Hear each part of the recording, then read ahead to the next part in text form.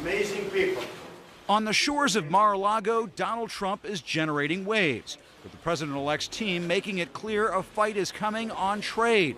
China, which has been ripping us off, the greatest abuser in the history of this country.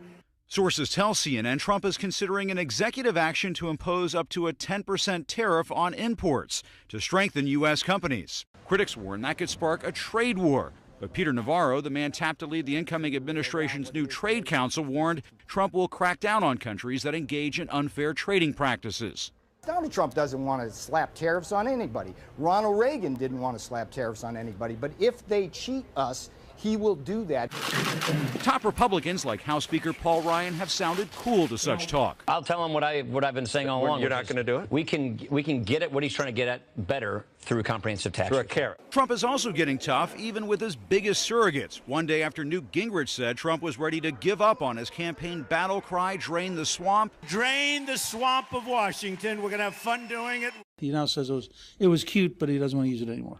Trump is putting Gingrich in his place, tweeting, "Someone incorrectly stated that the phrase 'drain the swamp' was no longer being used by me. Actually, we will always be trying to drain the swamp."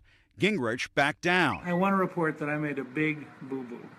I talked this morning with President-elect Donald Trump, and he reminded me he likes draining the swamp. I mischaracterized it the other day. A lot of progress today. Still, other longtime Trump loyalists are being rewarded, with advisor Kellyanne Conway named counselor to the president, while Sean Spicer was selected as White House press secretary, just one of a slew of new staffing appointments. As for Trump's other key advisors, his children, they're making moves designed to tamp down on questions about conflicts of interest. Trump's son Eric explained to the New York Times why he will stop directly raising funds for his charitable foundation, saying, "As unfortunate as it is, I understand the quagmire." Conway said it's a new posture that will hurt the Trump children's charities. The idea that these folks are trying to help people in need, and those people are going to suffer now. But Trump's family is under a new microscope, as daughter Ivanka found out on a JetBlue flight when one of the passengers tweeted his husband intended to harass Ivanka and her husband Jared. Passengers who allegedly made that threat were removed from the plane.